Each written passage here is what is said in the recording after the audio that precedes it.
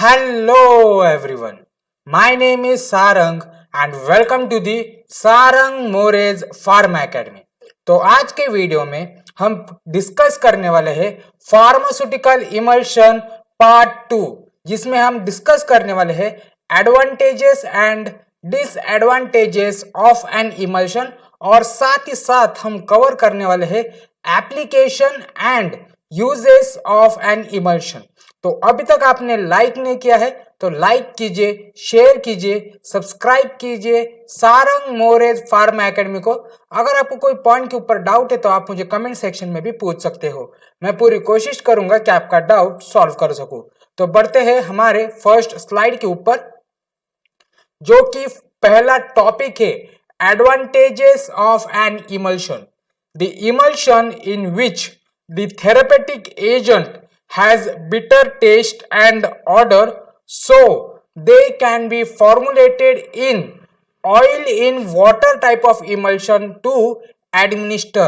तो बहुत सारे ड्रग जिनका स्वाद या फिर जिनका टेस्ट बिटर रहता है या फिर कड़वा स्वाद रहता है और साथ ही साथ वो बहुत ही बदबूदार ड्रग रहता है, तो उनको oil in water type of emulsion में फॉर्मुलेट करके उनको पेशेंट को एडमिनिस्ट्रेट किया जाता है।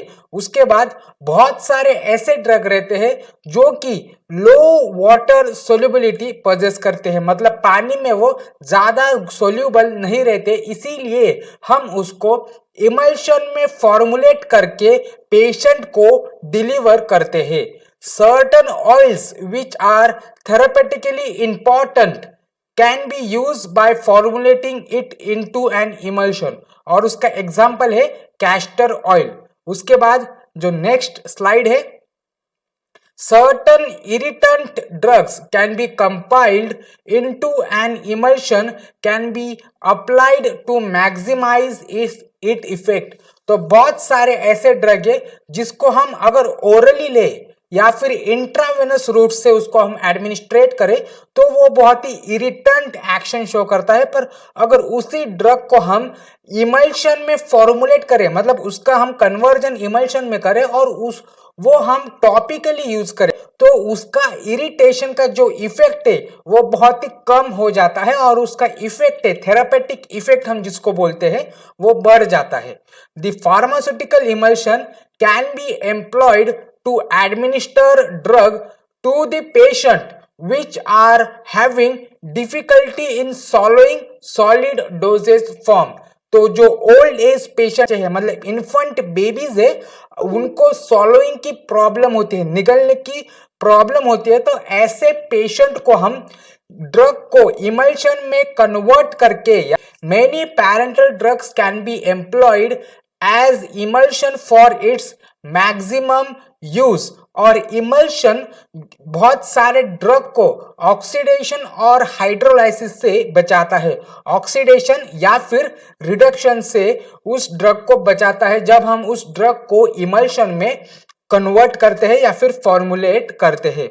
उसके बाद नेक्स्ट स्लाइड है, जो सेकेंड पॉइंट है हमारा डिसएडवांटेजेस ऑफ एन इमल्शन। अभी हमने देखा एडवांटेजेस ऑफ इमल्शन, अब उसके हम डिसएडवांटेज देखने वाले हैं। पहला डिसएडवांटेज है फार्मास्यूटिकल इमल्शन में बी डिफिकल्ट टू मैन्युफैक्चर, क्योंकि फार्मास्यूटिकल इमल्शन में जो दो फेजेस है, जैसे कि डिस्पर्स फेज और कंटिन्यूस फेज, जो कि इनमिसिबल लिक्विड से बनाया जाता है, मतलब ऐसे लिक्विड जो कि मिसिबल नहीं होते हैं, तो ऐसे ड्रग को या फिर ऐसे डोसेज फॉर्म को मैन्युफैक्चर करना बहुत ही मुश्किल होता है, जिसके वजह से उसके स्टेबिलिटी के ऊपर असर पड़ता है, मतलब बल्कि रहता है इमल्शन, डिफिकल्ट टू ट्रांसपोर्ट रहता है and prone to container leakages, liable to microbial contamination leading to cracking.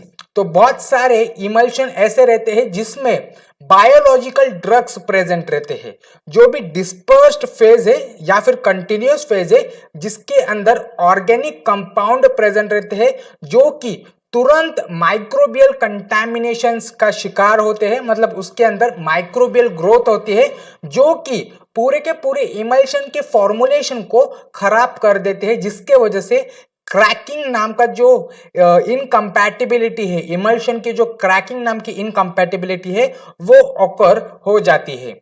Uniform and accurate dose में not be achieved.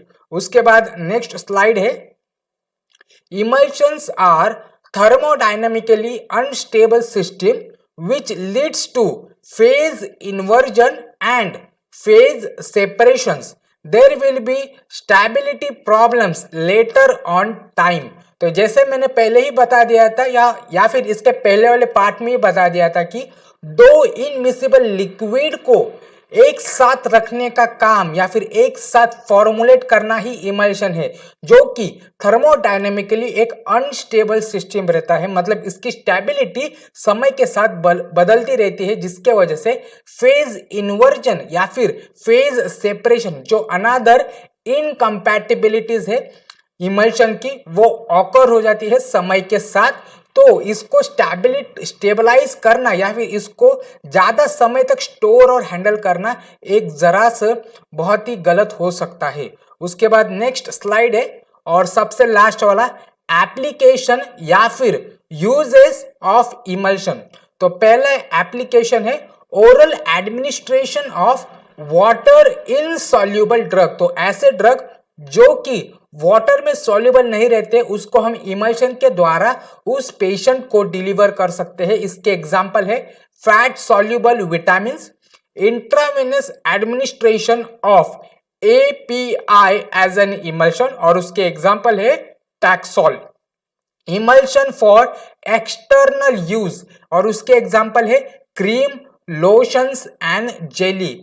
Emulsions in aerosol used to produce foam.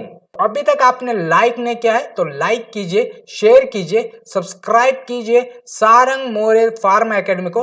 अगर आपको कोई पॉइंट के ऊपर doubt है तो आप मुझे कमेंट सेक्शन में भी पूछ सकते हो। मैं पूरी कोशिश करूंगा कि आपका डाउट सॉल्व कर सकूं। Thank you.